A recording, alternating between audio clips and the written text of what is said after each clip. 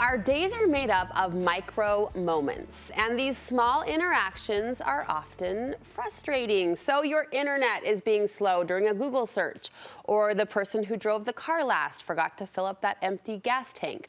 For all of those situations and more like it, my next guest says it's important to have high frustration tolerance because how we handle the micro moments determines the look and feel of our big picture.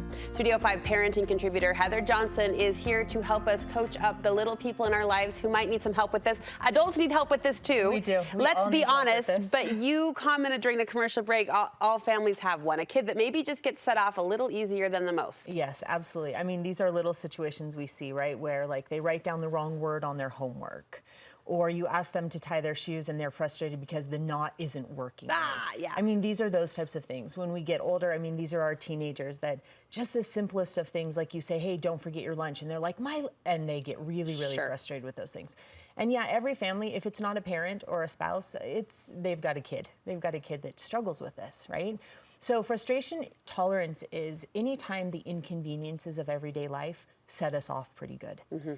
Everyday life is filled with inconveniences. There's lots of them. But when kind of those annoyances set us off in big ways, we probably have low frustration tolerance and we want to work on it. Now, I've never heard this phrase, but it so adds up and so makes sense in all of the ways you've described. It's the person who's unable to let it roll off and to roll with it a little bit more easily. Yeah, and you can look for signs of this. We can feel them in ourselves probably pretty easy, right? But when we look at our kids, we can look for those signs. If they get irritated with their family pretty quick, if again, their outward expression of emotion doesn't match with the situation. Like for example, if they wrote the wrong word on their math paper or the wrong number, and what you see is just so big compared to what just happened. I mean, that's such a small mistake. This might be passed off as dramatic. We could look at it like that. I mean, frustration tolerance sounds much more polite, but it's kind of the drama explosion a little bit. Yeah, and I think that's a good thing to realize that oftentimes maybe that's the word we're looking at. We're looking at our kids going, you're so dramatic, right? Instead of realizing, wait a second, they just have a very low tolerance for frustration. I also think this could be passed off as anxious. So frustration intolerance or low frustration tolerance is going to be a byproduct of anxiety for sure. Okay. So someone who is anxious is going to have a harder time dealing with those everyday inconveniences. But I think for parents, at least as you're describing it, I find myself thinking, oh, I'm not just going to say, oh, they're just sensitive or anxious. I'm going to say there are skills I can teach them at the onset. It's exactly right. That will help internally build the skills they need to react more appropriately. Yeah, they can help them do that. Now, we also want to look at what if some of those causes are and then talk through what some of those things are that we can do to help them. Thanks for not saying triggers. Because thanks for saying causes. Because there are some things, right? So when we have unhealthy narratives, when our kids hear in their head, I'm not good enough, or I'm stupid, or I'm dumb, when they're hearing those things, I'm lacking in some way, that's gonna increase their ability to not handle frustration, right? A lower tolerance there. When they have those unhealthy narratives or those belief systems that aren't healthy, for example, life isn't fair, that's going to make it really hard to navigate frustration. Or when you hear your kids or your teenager say, why does everything bad always happen to me? Those belief systems, just like ADHD or depression or anxiety, they're all going to contribute to it being a lot easier for them to kind of have those moments of freak out when frustrating things, inconveniences show up. So what do I say to a child who says it's not fair, or what's the interjection there as a parent? Because we hear that, right? And so a lot. We want to help them first change that narrative, but the last thing you want to do is look at your kid and go, I know, it isn't fair at all. Life is the worst, isn't it, right? Okay. Meaning to look at them and say, I'll make it fair for you. Okay. That's kind of the approach we want to take. We go, you're right, it's not fair. We can help them understand that without shutting them down. Okay. We can look at them and say, it's true, there's lots of things that can be frustrating or that don't look comfortable to you compared to your brother. We want to go that route. We tend to look as parents and say something more along the lines of, well, it wasn't fair for me, so it's not going to be fair for you. We go that route. We don't want to go that route. When they say, you know, that things are really challenging, we want to validate and say, they are really challenging. And I'm sorry, and if you want to talk through it, I'm right here to help you do that. That's very different than shutting down. Well, you want to see fair? I'll show you fair. Right. Which tends to be the approach that we want to take. What are some other ways we can normalize the frustration that they're feeling or help them see it as a little more everyday? Yeah, that's the first part, and that's what we're going to do first is that we're going to normalize this frustration. So here's the thing about our kids. They don't know what emotions are normal unless we teach them. They don't know that it's normal to feel frustrated. They don't know that it's normal to feel sad sometimes or angry or discouraged. So until we teach kids what normal emotions are, they don't know. And when they don't know, then they feel like they're the only ones. And as soon as they feel lonely in it, they feel like something's wrong with them. Now I understand why the most popular Daniel Tiger song is "It's Okay to Feel Sad Sometimes." We sing that all the time, and I think we know that, right? They don't. They don't. They don't. So we have to teach them what emotions are normal. Teach them so that they understand. Now, from there to normalize it, we want to give them definitions for what it is they're dealing with. Okay. So we can define what frustrated is, right? We can say these inconveniences and this is how you feel.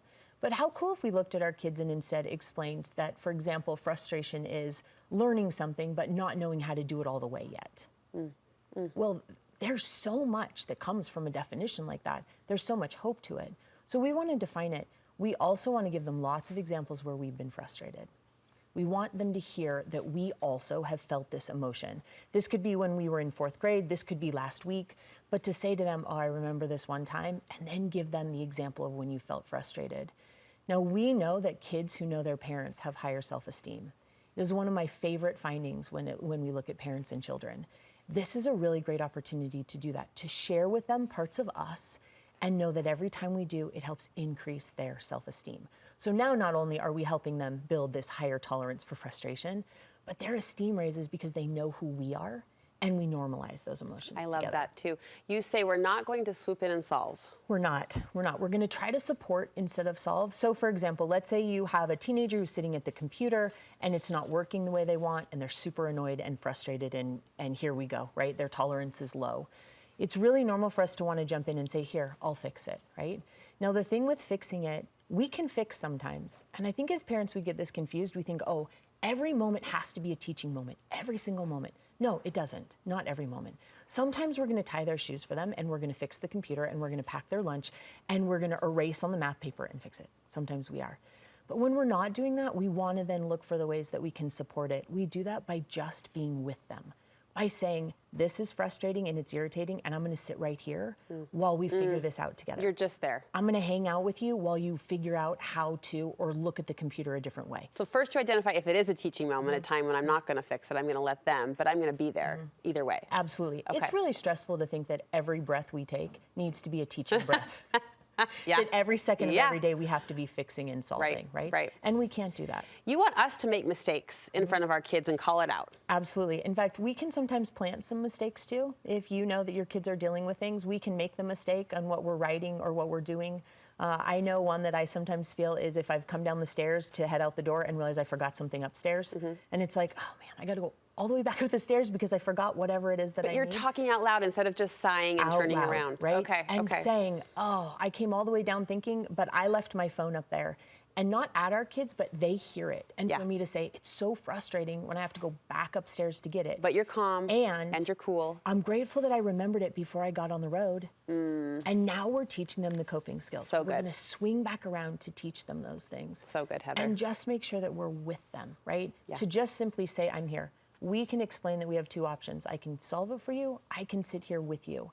And if we can help them understand with our words that the byproduct of learning how to manage frustration is so good, that is such a good feeling when we overcome it.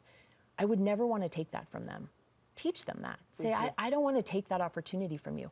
So I'm just going to hang out with you and let's figure this out together. So good. That is helps. such a good strategy and tool to talk out loud, narrate the moment, and help them see, again, model. Help Yeah. them see how it's done. Heather, thank you. Heather counsels families and individuals. You can find her contact information on our website.